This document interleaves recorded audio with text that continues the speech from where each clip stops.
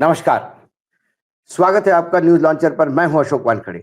लेकर आया हूं आपका अपना कार्यक्रम डायरेक्ट हिट। मध्य प्रदेश में कुछ ठीक नहीं चल रहा है। डबल इंजन की सरकार है। इस बार लोकसभा में अभूतपूर्व यश बीजेपी ने हासिल किया।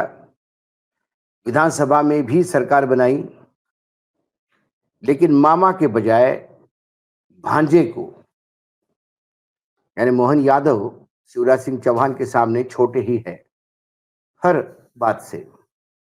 उन्हें मुख्यमंत्री बनाया गया, तब से लगातार मुख्यमंत्री खबर में है, वो भी गलत। और पार्टी के सीनियर नेता जो उनके साथ मंत्रिमंडल में भी है, वो लगातार हमलावर। हाल ही में मध्य प्रदेश के कद्दावर नेता कैलाश विजयवर्गीय ने फिर एक बार मुख्यमंत्री पर टिप्पणी की। अब वो अकेले नहीं, काफी सीनियर लोग उनके साथ जुड़ते दिखाई दे रहे हैं। क्या ये मोहन यादव के खिलाफ एक बगावत है? क्या इसे दिल्ली से आशीर्वाद है, या ये दिल्ली के खिलाफ बगावत है? ये दोनों सवाल है। इन दिनों जबरदस्त मध्य प्रदेश में हलचल मची हुई है। मुख्यमंत्री मोहन यादव की सरकार एक और जहां राष्ट्रीय स्वयंसेवक संघ को वो खुश करके ये अपने आप में विश्वास लिए हुए हैं, इस संघ का संरक्षण उनको है। दिल्ली का अमित शाह का और जेपी नड्डा का सर पे हाथ है। तो फिर वो लगातार ये दिखाने का प्रयास कर रहे हैं कि वो एक सशक्त मुख्यमंत्री है, लेकिन वास्तविकता में उनके मंत्रिमंडल के भीतर ही असंतोष सुलग रहा है। वरिष्ठ मंत्री और विधायकों के बीच नाराजगी और टकराव के स्वर जगह जगह से उठ रहे हैं। हाल ही में इंदौर में वरिष्ठ मंत्री कैलाश विजयवर्गीय, जो अमित शाह के बहुत प्यारे दुलारे थे, अमित शाह उन्हें पार्टी के जनरल सेक्रेटरी बना के राष्ट्रीय राजनीति में ले गए, बंगाल जैसे सूबे का पूरा इंचार्ज बनाया। उसके बाद उनके बेटे को, आकाश विजयवर्गीय बहुत छोटा था, उसको विधायक बनवाया। लेकिन कैलाश का मन मध्य प्रदेश छोड़ के कहीं जाने का नहीं था। उन्हें लग रहा था कि शिवराज के बाद शायद वही हो जो मुख्यमंत्री बनेंगे। और कैलाश ने हमेशा अपने मन की है। इंदौर की राजनीति में लगातार सांसद बनी रही सुमित्रा महाजन, जो बाद में लोकसभा की स्पीकर बनी, लेकिन ताई और भाई के बीच के ये झगड़े कभी खत्म नहीं हुए। अब उन्होंने सीधा फ्रंट खोल दिया है मुख्यमंत्री के खिलाफ। एक आयोजन मध्य प्रदेश में हो रहा है, एक पेड़ मां के नाम। इस कार्यक्रम में मुख्यमंत्री के सामने ही उन्होंने वन विभाग के प्रति अपनी नाराजगी जाहिर की मंच से। वन विभाग का प्रभार स्वयं मुख्यमंत्री मोहन यादव के पास है। फिर भी विजय वर्गीय ने सार्वजनिक रूप से कहा कि वन विभाग सहयोग नहीं कर रहा है, पौधे नहीं दे रहा है। उन्होंने साफ तौर पर आग्रह किया कि विदेश दौरे पर जाने के पहले मुख्यमंत्री अपने इस वन विभाग को सही दिशा निर्देश दें। इस कड़ी टिप्पणी के बाद मोहन यादव ने चुप्पी साध दी, कोई प्रतिक्रिया नहीं दी। उनका मौन कई सवाल खड़े करते हैं। क्या वो कैलाश विजयवर्गीय के तीखे इस बाणों को हंस के टाल देते, या कैलाश विजयवर्गीय उनके लिए कोई हैसियत नहीं रखते, या कैलाश विजयवर्गीय की यह आदत ही है बोलने की, ये बोल के टाल रहे हैं? ऐसे कई विश्लेषण इसमें से निकल रहे हैं। कैलाश विजयवर्गीय की नाराजगी सिर्फ वन विभाग तक सीमित नहीं है। हाल ही में हुए प्रशासनिक फेरबदल में उनके पसंदीदा एसीएस संजय शुक्ला को हटा दिया गया। उनके जगह संजय दुबे को नियुक्त किया गया। विजयवर्गीय, शुक्ला और दुबे एक ही है। जिनसे उनका तालमेल नहीं बैठता। ये नियुक्ति भी उनके नाराज़गी की एक अहम वजह बताती है। संजय दुबे ये सीएम के बहुत लाडले माने जाते हैं। संजय शुक्ला ये कैलाश जी के प्यारे दुलारे थे। तो कैलाश जी की अभी पटरी संजय दुबे से नहीं बैठ रही है। उसकी नाराज़गी भी आए बगाए किसी न किसी कारण से बाहर आती रहती है। लेकिन यहाँ कैलाश ही अकेले हैं क्या, जो मोहन यादव के खिलाफ बोल रहे हैं?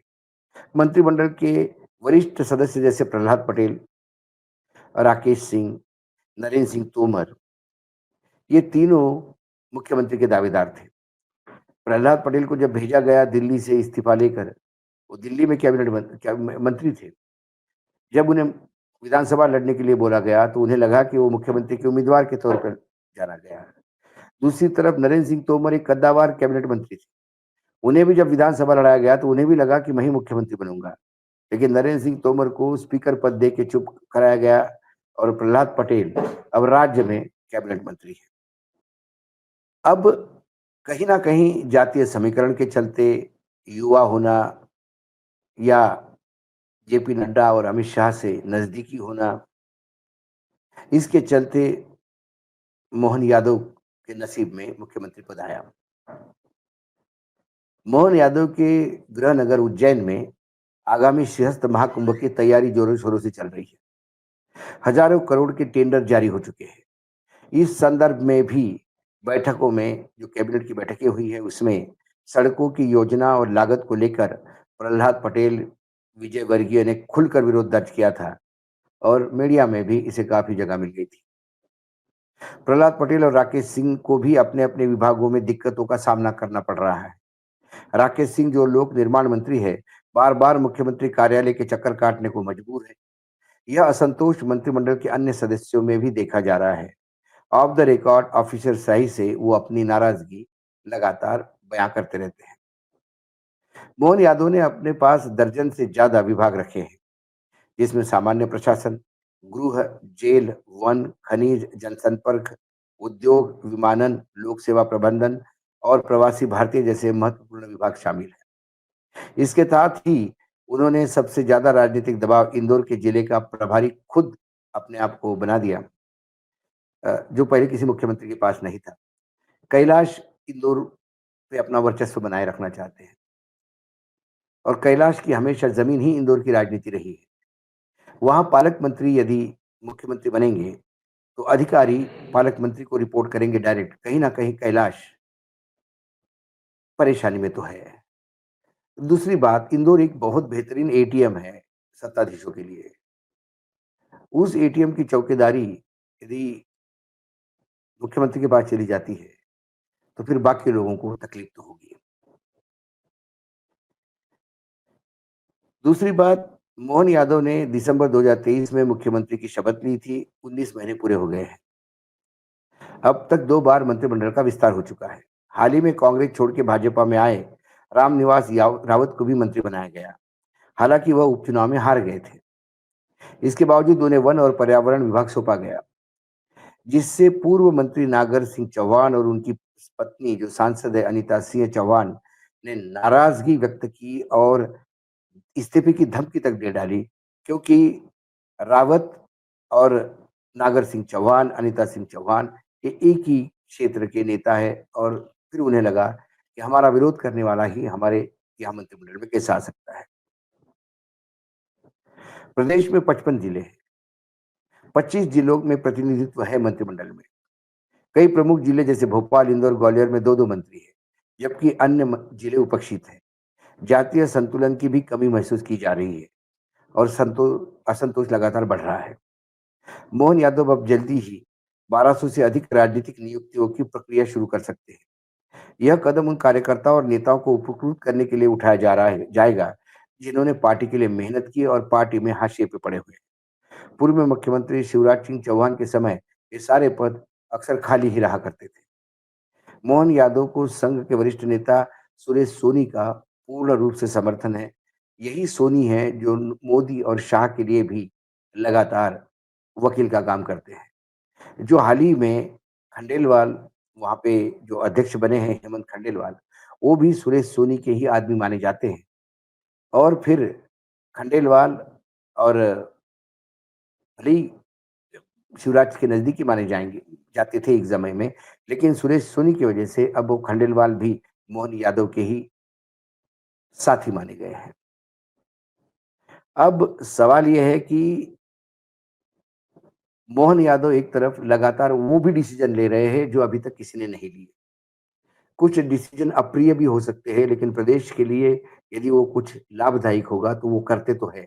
लेकिन सबसे बड़ा संकट है कि मोहन यादव बहुत तेज दौड़ना चाहते हैं और पीछे बहुत सारे मगरमच्छ लगे हुए हैं। मोहन यादव को अपनी राजनीति इन सभी के बीच में रह के करनी होगी। लेकिन फिर कैलाश सिंह हो, प्रहलाद पटेल हो, नरेंद्र सिंह तोमर हो, राकेश सिंह हो, और भी कई नाम हैं। ये तमाम लोग क्या मोहन यादव को मुख्यमंत्री बने रहने देंगे या फिर इतना रायता फैला देंगे कि कोई और मुख्यमंत्री दिल्ली को सौंपना पड़ेगा। वर्तमान में दिल्ली राष्ट्रीय अध्यक्ष की लड़ाई में खुद जुटा हुआ है। दूसरी ओर प्रधानमंत्री के 75 साल पूरे होने पर संघ का दबाव लगातार बढ़ रहा है। दिल्ली जब अपने लड़ाई में व्यस्त है, ऐसे में मध्य प्रदेश की लड़ाई जब ज्यादा जोर करेगी तो मध्य प्रदेश में या तो एक बड़ी सर्जरी होगी जिसमें मोहन यादव के खिलाफ काम करने वाले मंत्रियों को घर का रास्ता दिखाया जाएगा, या फिर मोहन यादव, ये तो समय बताएगा। लेकिन वर्तमान में कैबिनेट के कई मंत्री सीधा अपने वक्तव्यों से, अपने कामों से हिट कर रहे हैं तो मुख्यमंत्री मोहन यादव। आज डायरेक्ट हिट में इतना ही। कल फिर आता हूँ किसी विषय के साथ। तब तक के लिए नमस्कार। देखते रहिएगा न्यूज लॉन्चर।